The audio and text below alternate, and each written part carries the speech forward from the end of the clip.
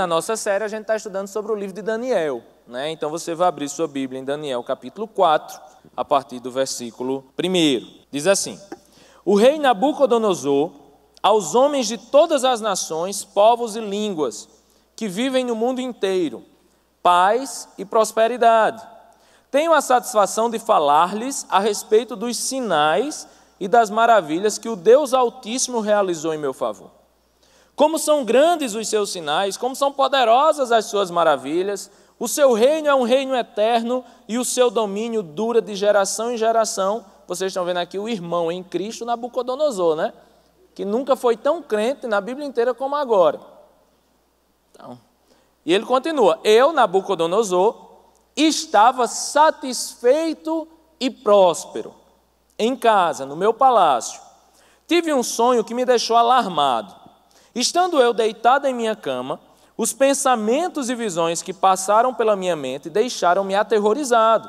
Por isso decretei que todos os sábios da Babilônia fossem trazidos à minha presença para interpretarem o sonho para mim. Lembre que não é a primeira vez que isso acontece, né? A gente viu na primeira mensagem do Cristão por Inteiro que Nabucodonosor teve um sonho, ninguém pôde interpretar em Daniel 2, apenas quem conseguiu interpretar o sonho? O próprio Daniel. Ele acaba de ter um outro sonho e chama de novo os magos para interpretarem o sonho. Por incrível que pareça, não sei para que se vê esses magos, não interpretaram de novo, né? Versículo 7. Quando os magos, os encantadores, os astrólogos, os adivinhos, mãe de Ná vieram, contei-lhes o sonho, mas eles não puderam interpretá-lo. Por fim, veio Daniel à minha presença e eu lhe contei o sonho. Ele é chamado Beltesazar, em homenagem ao nome do meu Deus. E o Espírito dos Santos Deuses está nele. Já se desviou, Nabucodonosor. Eu disse: Beltesazar, chefe dos magos, sei que o Espírito dos Santos Deuses está em você e que nenhum mistério é difícil demais para você. Vou contar-lhe o meu sonho, interprete-o para mim. Estas são as visões que tive quando estava deitado em minha cama. Olhei e diante de mim estava uma árvore muito alta no meio da terra. A árvore cresceu tanto que a sua copa encostou no céu. Era visível até os confins da terra. Tinha belas folhas, muitos frutos, e nela havia alimento para todos. Debaixo dela, os animais do campo achavam abrigo, e as aves do céu viviam em seus galhos. Todas as criaturas se alimentavam daquela árvore. Nas visões que tive deitado em minha cama, olhei e vi diante de mim uma sentinela, um anjo, que descia do céu. Ele gritou em alta voz: derrubem a árvore e cortem os seus galhos, arranquem as suas folhas e espalhem os seus frutos. Fujam os animais de debaixo dela e as aves dos seus galhos, mas deixem o toco e as suas raízes presos com ferro e bronze. Fique ele no chão, em meio à relva do campo. Ele será molhado com o orvalho do céu, e com os animais comerá a grama da terra. A mente humana lhe será tirado, e ele será como um animal, até que se passe 7 tempos. A decisão é anunciada por sentinelas, os anjos declaram o veredito, para que todos os que vivem saibam que o Altíssimo domina sobre os reinos dos homens e os dá a quem quer, e põe o poder mais simples dos homens. Esse é o sonho que eu, o rei Nabucodonosor, tive. Agora, Beltesazar, que era Daniel, diga-me o significado do sonho, pois nenhum dos sábios do meu reino consegue interpretá-lo para mim, exceto você, pois o Espírito dos Santos Deuses está em você. Então Daniel, chamado Beltesazar, ficou estarrecido por algum tempo, e os seus pensamentos o deixaram aterrorizado. Vamos para o versículo 24. Esta é a interpretação, ó rei, e este é o decreto que o Altíssimo emitiu contra o rei, meu senhor. Tu serás expulso do meio dos homens, viverá com os animais selvagens, comerás capim como os bois, e te molharás com o orvalho do céu. Passarão 7 tempos até que admitas que o Altíssimo domina sobre os reinos dos homens e os dá a quem quer. A ordem para deixar o toco da árvore com as raízes significa que o teu reino te será devolvido, quando reconheceres que os céus dominam. Portanto, ó rei, aceita o meu conselho, renuncia a teus pecados e a tua maldade, pratica a justiça e tem compaixão dos pobres. Talvez então continues a viver em paz. Adiantou, gente? Não adiantou. Versículo 28. Tudo isso aconteceu com o rei Nabucodonosor. 12 meses depois, quando o rei estava andando no terraço do palácio real da Babilônia, disse: acaso não é esta a grande Babilônia que eu construí como capital do meu reino, com o meu enorme poder e para a glória da minha majestade? Se lascou. As palavras ainda estavam nos seus lábios, quando veio do céu uma voz que disse: é isto que está decretado quanto a você, rei Nabucodonosor. Sua autoridade real lhe foi tirada. Você será expulso do meio dos homens, viverá com os animais selvagens, comerá capim com os bois. Passarão 7 tempos até que admita que o Altíssimo domina sobre os reinos dos homens e os dá a quem quer. A sentença sobre Nabucodonosor cumpriu-se imediatamente. Ele foi expulso do meio dos homens e passou a comer capim com os bois, como os bois. Seu corpo molhou-se com o orvalho do céu, até que os seus cabelos e pelos cresceram como as penas da águia e as suas unhas como as garras das aves. Ao fim daquele período, eu, Nabucodonosor, levantei os olhos ao céu e percebi que o meu entendimento tinha voltado. Então louvei o Altíssimo, honrei e glorifiquei aquele que vive para sempre. O seu domínio é um domínio eterno, o seu reino dura de geração em geração. Todos os povos da terra são como nada diante dele. Ele age como lhe agrada com os exércitos dos céus e com os habitantes da terra. Ninguém é capaz de resistir à sua mão ou dizer-lhe o que fizeste. Versículo 37. Agora eu, Nabucodonosor, louvo, exalto e glorifico o Rei dos céus, porque tudo o que ele faz é certo e todos os seus caminhos são justos. E ele tem poder para humilhar aqueles que vivem com arrogância. Vamos orar? Senhor Jesus, louvado seja teu nome, ó Deus, obrigado pela tua palavra, que o Senhor, ó Deus, possa falar o nosso coração, possa nos abençoar nessa noite, ó Deus, e que a gente possa aprender, ó Deus, com Daniel e com tudo aquilo que aconteceu um dia, ó Deus, na vida de Nabucodonosor. É assim que eu te oro e te agradeço em nome de Jesus. Amém. Gente, a gente continua a nossa série sobre Daniel, um cristão integral, e eu queria falar hoje sobre santidade. Sobre santidade a partir de um princípio, a partir de um pecado que talvez seja um dos piores pecados. A gente não pode fazer gradação de pecado, mas com certeza a arrogância é um dos pecados mais difíceis de se identificar em uma pessoa e talvez um dos pecados mais difíceis de você reconhecer que o tem, né? A Bíblia fala que Nabucodonosor teve um sonho. O sonho dele era que ele era uma árvore enorme e essa árvore alcançava os céus. E que muitas árvores, muitos animais, eles se acolhiam em seus galhos. Até que vem um anjo do céu, esse anjo ordena que essa árvore seja destruída, essa árvore é destruída e Nabucodonosor teria que viver como um animal do campo por 7 tempos, que eu vou falar melhor o que seria isso. O fato é que Nabucodonosor recebeu essa orientação e não se arrependeu. Um ano depois, ele está no seu castelo dizendo: ó, como eu sou lindo, como eu sou belo, como eu sou alto. Né? Dizem que ele era muito alto. Como o meu castelo é bonito, como meu reino é bonito, como a Babilônia é uma grande cidade, realmente era. Babilônia era a cidade mais bela daquele tempo, com grandes construções, com altos muros, né? Uma das cidades mais protegidas do mundo, tudo construído realmente por Nabucodonosor. E quando ele estava lá se gloriando daquilo que ele tinha, a Bíblia diz que no mesmo instante ele perdeu o discernimento e começou a viver como um animal.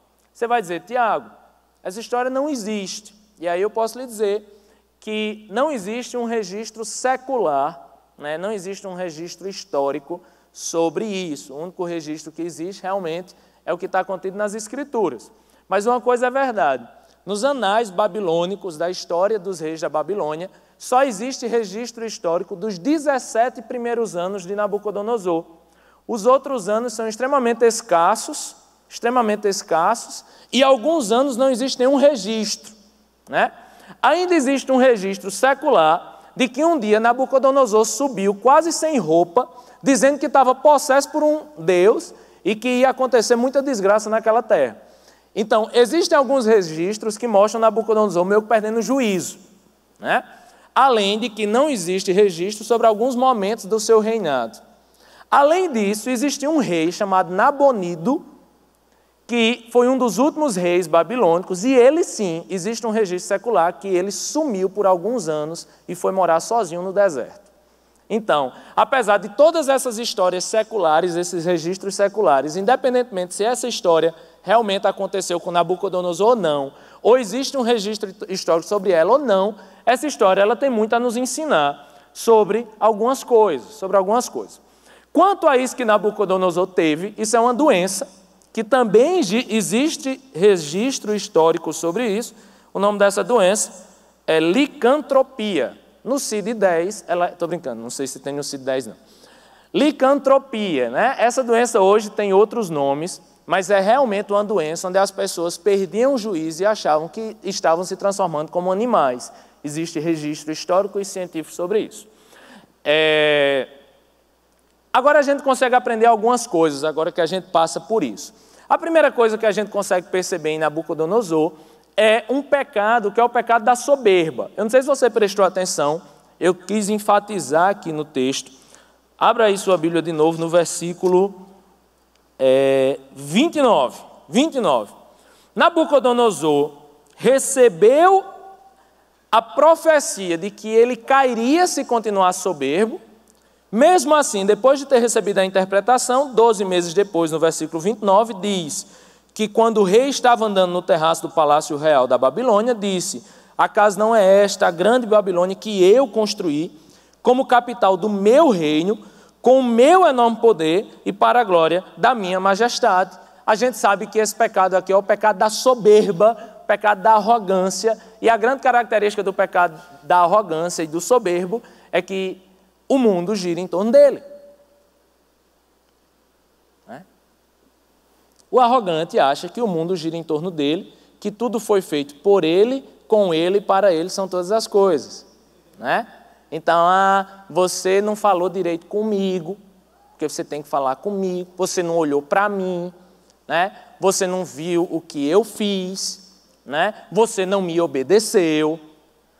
Você não está me entendendo. Por quê? Porque todo mundo tem o direito de ouvi-lo, vê-lo, entendê-lo, falar com ele e tudo mais.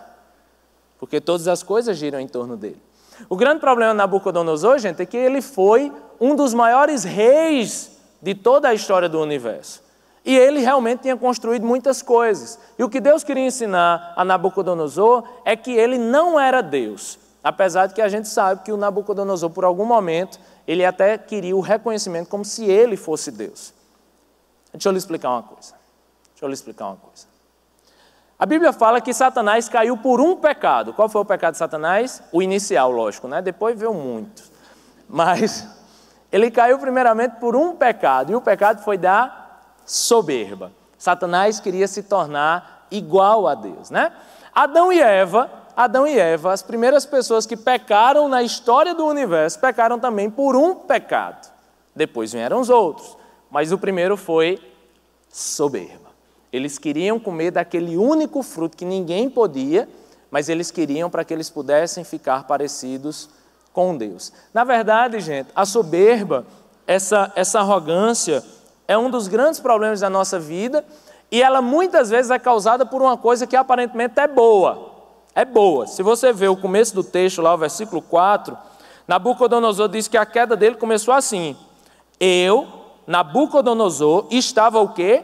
Satisfeito e próspero em casa. Eu estava satisfeito e próspero em casa. E eu vi uma frase de Calvino, do comentário dele do livro de Daniel, que ele diz assim: a saciedade gera a licenciosidade. A saciedade gera a licenciosidade. Na verdade, o momento onde a gente é mais soberbo, o momento onde a gente mais tem perigo de cair num pecado do orgulho, da arrogância, é quando nós estamos saciados. É quando você está com uma roupinha massa, Você está aí vestindo uma roupinha de marca, Nem que seja no carnê lá da C&A 10 vezes, mas a roupa está massa, O sapato está massa, a sandália está massa, a pranchinha está em dia, A barba está feita, o carrinho é massa, entendeu? O emprego está pagando as contas, está tudo bem. Quando está tudo bem, gente, quando você se sente completamente saciado, O homem, e eu digo isso vem da nossa natureza, isso atacou Satanás, o cão, isso atacou Adão e Eva, isso atacou Nabucodonosor e pode atacar qualquer um de nós. Quando tudo está bom, eu esqueço de Deus. A saciedade gera licenciosidade para algumas pessoas. E contou uma coisa, o comentário que eu estava lendo, Calvino contou, que isso acontece com os cavalos. Quando você vai adestrar um cavalo, você tem que ter cuidado, porque se o cavalo estiver completamente saciado, ele não vai fazer nada que você quer. Normalmente, quando você vai adestrar um bicho, é assim, né? Pelo menos o que eu vejo assim, talvez você tenha mais conhecimento que eu. Mas é aquele negócio, o bichinho está com fome, aí fala, vem aqui, meu filho. Aí o cavalo, você mostra a cenoura para ele. Cavalo come cenoura mesmo ou é só no pica-pau? Nem sei. Aí beleza, você chega aqui, aí, não vou não. Olha aqui. Eu vou. Né? Mas se ele tivesse já sem fome, o que é que ele fazia? Quero mais não estou com fome. Apesar de eu estar falando de bicho, parece que a gente é meio assim também. Eu sou meio assim também, né? Tá tudo bem, tá tudo massa, as contas estão pagas, né? O açaí está em dia, né? O cinema está garantido aí por 2 meses. Vamos para a igreja? Né? Namorada ligou e fez. A gente precisa conversar. Jesus! Meu Deus! Saiu aí dizendo que o concurso não vai sair mais. Jesus! Meu Deus, como eu preciso de Ti. Eu não sou nada, Senhor. Eu não sou nada. Quando está tudo bem, eu sou tudo. Né? Eu posso. A soberba é um grande pecado e o centro daqui do texto, gente, é esse. E tem uma frase que diz assim: minhas folhas podem tocar os céus, mas meus pés nunca podem sair do chão. Você vê que Nabucodonosor... Posta aí no Facebook, fui eu que inventei, tá? Marca certo. Nabucodonosor, ele foi no sonho, ele era uma árvore, gente, que alcançava os céus. Mas uma coisa a gente precisa entender, mesmo que minhas folhas toquem os céus, eu nunca posso esquecer das minhas raízes, eu nunca posso esquecer de onde eu vim, porque se tem uma coisa, gente, que me persegue desde o começo da minha história, são as raízes. As raízes, sabe? Aquilo que você aprendeu com sua família. Tem gente que começa a ganhar dinheiro, tem gente que começa, sabe, a viver coisas que nunca teve, e o grande erro dessas pessoas é o quê? Esquecer de onde veio, esquecer daquela pessoa que lhe ensinou pela primeira vez, esquecer daquilo que aprendeu com seus pais, daquilo que aprendeu na sua terra, sabe? Tem gente que mora aqui que é de Patos e nem diz que é de Patos. Olha só, tá com vergonha de quê, bicho besta?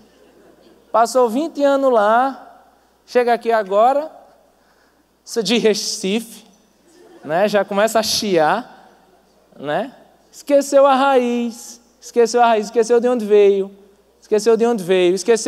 esqueceu que estudou numa escola simples, né? Esqueceu que passou fome um dia, esqueceu que às vezes seus pais não tinham como pagar as contas, esqueceu que teve um tempo que nem de carro podia andar, né? Esqueceu que teve um tempo que nem roupa de marca podia comprar.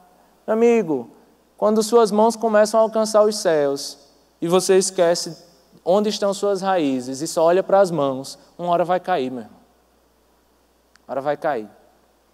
Olha, o que eu mais penso quando eu subo para pregar aqui ou em qualquer lugar, eu lembro das vezes que eu limpei o chão da igreja, eu lembro das vezes, sabe, que eu passava o domingo inteiro dentro da igreja e arrumava as cadeiras e fazia tudo. E não que seja mais digno ou menos digno, nada disso, cada um tem seu dom. Cada um tem seu dom. Eu lembro das vezes que eu subi para pregar e errei. Uma vez que eu subi para pregar e não achei o texto. Inventei que pregar em Amós, né? Gente, estava em Amós. Cadê Amós, pelo amor de Deus? Sabe? Enfim, o nosso grande problema, gente, é esquecer de onde a gente veio. Esquecer de onde estão as nossas raízes, sabe? É engraçado como a soberba nos destrói. Eu não sei se você já teve um momento para ler a biografia de Caio Fábio, né? Caio Fábio foi um pastor que tinha renome nacional, né? Talvez muitos aqui são jovens ou se converteram há pouco tempo, não se lembrem disso, mas Caio Fábio era conhecido no Brasil inteiro. Né? Quando você ia perguntar um posicionamento evangélico No Jornal Nacional era Caio Fábio quem falava, e ele fazia cruzadas, gente, que lotavam estádios. E uma vez Caio Fábio fez uma cruzada, era muito antiga essas cruzadas, né? Billy Graham fazia muito essas cruzadas, e ele fez uma cruzada que lotou o Maracanã. O Maracanã, meu amigo. Diga aí, se Nacional de Patos for jogar lá, não lota. Ele foi lá, lotou o Maracanã. E aí conta que ele ia subindo assim, né? Quem é jogador, eu já fui jogador profissional, e você vai saindo do vestiário, que é lá embaixo, e vai subindo umas escadas, e o campo vai aparecendo assim, né? Você está lá embaixo, aí... Aí quando você sai, a torcida vibra, né? Tiago. Lembrando aqui. E Caio Fábio foi subindo nessa escada, né? Foi subindo nessa escada. E aí perguntaram a ele, pastor, porque ele depois adulterou com a secretária e se separou, se casou de novo, enfim. E aí foi quando o ministério dele caiu. E aí quando perguntaram, Caio Fábio, você caiu quando você adulterou? Ele disse, não, eu caí quando eu estava subindo essas escadas, eu vi o Maracanã inteiro lotado, gente, Maracanã inteiro lotado, e na minha mente, no meu coração veio a seguinte frase, Deus precisa de mim. Deus precisa de mim. Foi aí que eu caí. Eu caí, meu primeiro pecado, foi o primeiro pecado de Satanás, foi o primeiro pecado de Adão e Eva, foi o pecado de Nabucodonosor. Eu me achei semelhante a Deus, ou eu me achei necessário para Deus. Foi aí que eu caí. Eu lembro de um cara que me ensina muito, é pastor Russell Shedd, né? Daquela, não é a Bíblia de Tales, mas é a Bíblia de Shedd, né? E aí, Dr. Shedd, ele tem uma Bíblia que ele comenta e tal, e é chamada a Bíblia do pastor Russell Shedd. E uma vez, pastor Daniel, a gente chegou lá no casarão, quem estava lá? Dr. Shedd, né? Só assim, Dr. Shedd estava lá. E aí Daniel olhou para mim, olhei para Daniel, fiz aquilo, é Dr. Shedd. Aí Daniel fez, rapaz, eu acho que não, filho, Daniel é. Ele fez, eu vou lá e vou tirar uma foto com ele. Eu falei, tu não vai? Ele fez, eu vou. Aí eu falei, eu não vou, porque eu tenho vergonha, se não for o Dr. Shedd. Eu sei que ele chegou lá e fez. O Dr. Shedd estava quieto. Eu falei, Dr. Shedd, ele, hã? Oi, Dr. Shedd. Né? Você joga ao vento assim, né? Se não for, você finge, ei! Né? Aí ele fez, Dr. Shedd, tudo bem? Lembra de mim? Não, ele não lembra de ninguém. Mas ele, Dr. Shedd, eu posso tirar uma foto com o senhor? Pode. E esse homem se levantou dizendo assim, glória a Deus, louvado seja Deus, aleluia, Senhor, toda honra, toda glória a Ti, amém, Senhor, Deus te abençoe, meu irmão.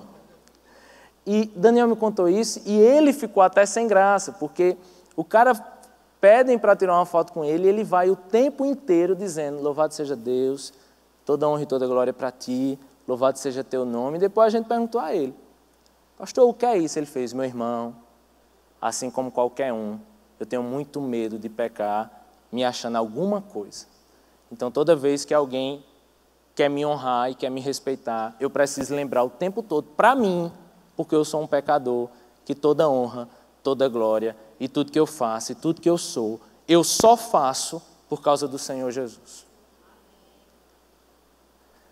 A segunda coisa que eu queria falar, até que a gente já está com a hora adiantada, é que Deus ele faz algo na vida de Nabucodonosor. Deus tira algumas coisas de Nabucodonosor. E Deus tira uma coisa muito importante para alguém que exerce um cargo de liderança. Deus tira seu próprio discernimento, né? E ele começa a viver como se fosse um animal. Agora imagine quando Deus tira algo tão importante na sua vida. Imagine se Deus, o que é a coisa mais importante na sua vida? Pensa aí, meu irmão. Pensa aí, o que é a coisa mais importante na sua vida? Não é? Seu estágio. Estágio. Inocente. Seu emprego, seu curso universitário, seu relacionamento, o que é a coisa mais importante? E se Deus dissesse, olha, vou tirar. Tem uma coisa que eu sempre brinco, mas é uma coisa que eu acho muito interessante, aquele povo que compra um carro e bota assim, foi Deus quem me deu. Vocês já viram? Foi Deus quem me deu. Existe um erro gramatical aí, absolutamente desprezado, quando a gente entende um coração agradecido a Deus ali dirigindo aquele carro. Apesar do erro, apesar de qualquer coisa, aquela pessoa está dizendo assim: Deus, eu só tenho isso porque o Senhor me deu. E essa é a grande atitude de uma pessoa humilde. Quer entender se você é soberbo? Quer entender se é soberbo? Pense o que você faria e o que você diria a Deus se Deus tirasse isso que você tanto ama. Porque a soberba, gente, não está no fato de ter coisas.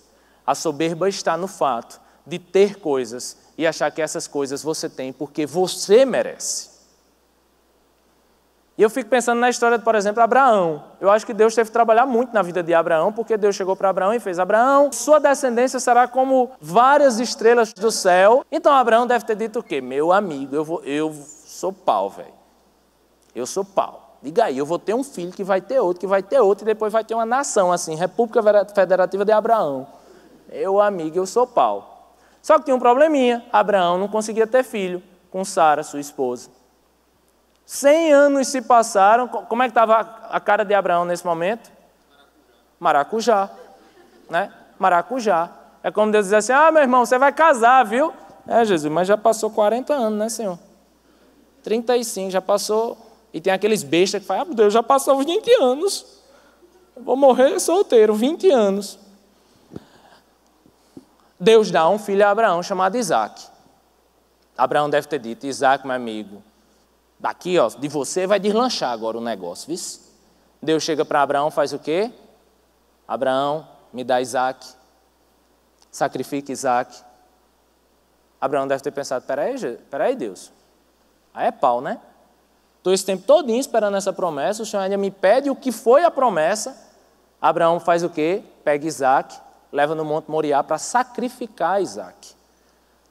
Isaac faz: pai, eu estou vendo aqui a lenha, estou vendo o fósforo, estou vendo o querosene e o papel higiênico. Fogueira de São João, né? Só não estou vendo a ovelha que tu vai sacrificar. Você olha para o seu próprio filho, sabendo que você vai sacrificar seu próprio filho, o filho da promessa, a promessa pela qual você se ensoberbeceu em algum momento. Aí ele diz o quê? Deus vai providenciar a ovelha, meu irmão, meu filho.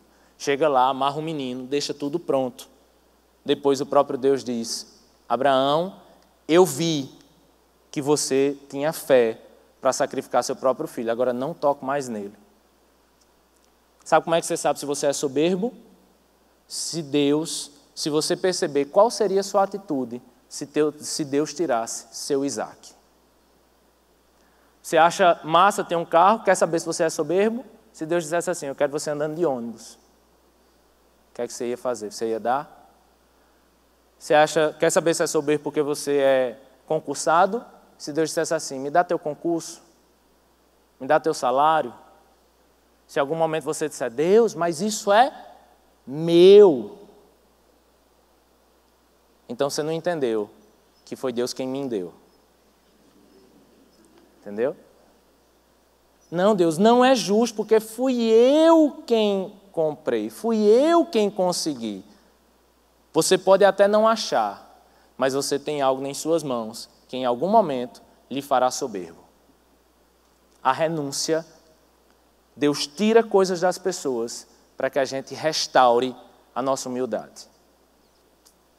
Foi isso que Deus fez com Nabucodonosor, e Deus fez num ato de disciplina.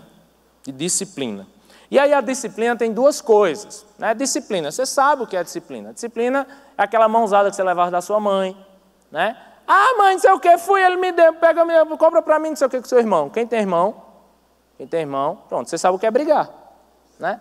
Eu estou ali com minhas irmãs, a gente sabe o que é brigar, né? Todo irmão sabe o que é isso. A trelosa é minha, essa manhã comprou para mim. Pá na cara de um, vem mamãe e pá na cara da gente. Né? Pá. Meu sobrinho, gente, ó, coisa linda. Pronto, olhe para aqui. E a disciplina, gente, a Bíblia diz que Deus disciplina quem Ele ama, viu a resposta? Deus disciplina quem Ele ama. Quem Ele ama. Né? Só que tem uma coisa na disciplina. Eu não vou transformar isso em teologia, que eu não posso transformar uma história em teologia. Mas o que eu posso dizer é, muitas disciplinas que Deus aplica em nossa vida, Deus avisa antes.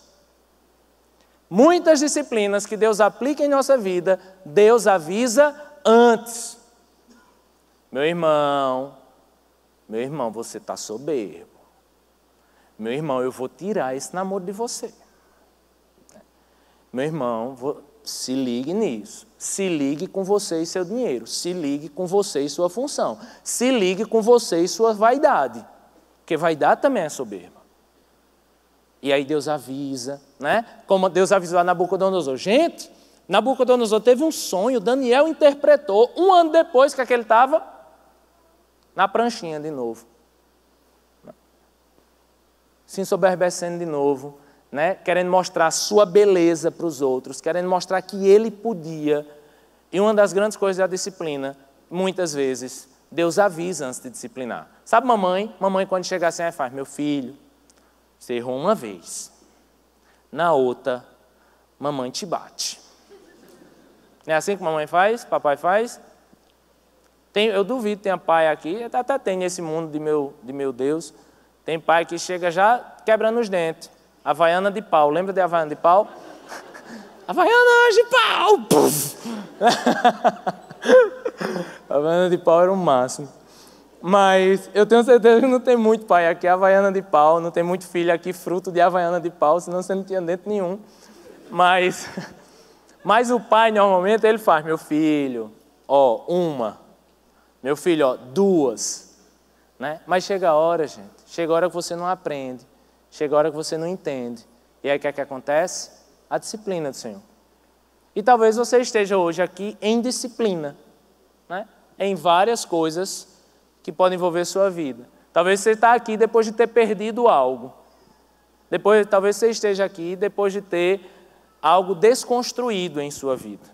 Aquilo que estava tão bem, você está nessa posição lá em cima, sabe? Só que agora você foi disciplinado. Foi disciplinado. O carro que você tinha não tem mais, o relacionamento que você tinha você não tem mais, sabe? A posição que você tinha você não tem mais, aquilo que você achava que ia conseguir, porque tem gente que consegue perder antes de ter. Né? Esse cara né?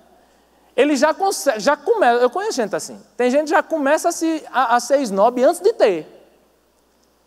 Eu conheci um cara que ia ter um carro, que ia comprar um carro, e ele dizia logo assim, eu dizia assim para ele, rapaz, compra um Ninho, um Uno, né? Compra um Ninho, comece no Ninho. Não, Tiago, nunca tive um carro, se é para ter, já quero esse. Né? Já andei de ônibus esse tempo todo, já peguei carona esse tempo todo, eu quero ter já esse. Né? Eu vou ter, e eu vou ter, e eu vou ter. E Deus nunca permitiu que esse cara tivesse. Até um dia que eu cheguei para ele e falei, meu amigo, você foi tão snob que você conseguiu perder antes de ter. E às vezes a gente é assim. E às vezes nós somos assim. Tem uma coisa que é interessante aqui nesse texto. Deus disciplinou Nabucodonosor por 7 tempos. Preste atenção. 7 tempos aqui, algumas pessoas traduzem com 7 anos. Mas eu vou tentar trazer uma interpretação para cá. Eu acho que 7 é o número da perfeição. E eu acho que Deus nunca disciplina a gente necessariamente por 7 vezes, por 7 meses, por 7 anos. Eu acho que Deus nos disciplina por um tempo perfeito. Preste atenção. Às vezes, meu irmão, sua disciplina pode levar 7 anos. Às vezes, sua disciplina pode levar 7 meses. Às vezes, sua disciplina pode levar 7 dias. Uma coisa eu sei, toda disciplina do Senhor, ela vem e ela ocorre num tempo perfeito de Deus. É um período perfeito, gente. É um momento que você vai conseguir perceber isso e que você vai começar a viver algo chamado, preste atenção, olhe para mim, restauração. Tem uma coisa muito bela no que Deus faz em nossa vida. Olha só. Nabucodonosor estava como uma árvore. E o anjo desceu do céu e destruiu aquela árvore. Destruiu toda a glória de Nabucodonosor. Mas ele deixou uma coisa. Não sei se você prestou atenção. Ele deixou uma coisa. Vê aí no versículo 15 comigo. Daniel 4, versículo 15. Deus disse o quê? O anjo, né? Disse, mas deixem o toco e as suas raízes, presos com ferro e bronze. Deus disciplinou, Deus tirou toda a altura daquela árvore, Deus tirou todas as folhas daquela árvore, Deus tirou todos os frutos daquela árvore, toda a beleza daquela árvore, mas Deus disse o quê? Deixe o toco. Volte às suas raízes, volte à terra, volte ao tempo que você não tinha nem o que beber, o que comer ou o que vestir. Deus, gente, apesar das disciplinas dele em nossa vida, ele deixa tocos. Preste atenção. Deus, em momentos de disciplina, ele sempre nos disciplina porque ele nos ama e ele nos disciplina querendo que a gente mude o nosso coração para que seja restaurado. E em uma árvore, a restauração ela pode vir de um simples toco, de um simples pedaço da árvore. Talvez você esteja aqui só com os pedaços, só com os pedaços. Você está aqui com os pedaços da sua vida profissional, você está aqui somente com os pedaços da sua vida espiritual, você está aqui somente com os pedaços da sua vida sentimental. E a gente precisa entender uma coisa. O mesmo Deus que destrói a minha glória pela glória dele, o mesmo Deus que deixa a gente só com pedaços, é o Deus que pode reconstruir com pequenos pedaços. A gente precisa, antes de tudo, ter fé que o mesmo Deus que desconstruiu algumas coisas em nossa vida é o Deus que pode reconstruir essas coisas. O problema, gente, não é o tamanho da árvore. O problema é esquecer as raízes. Que Deus nos abençoe.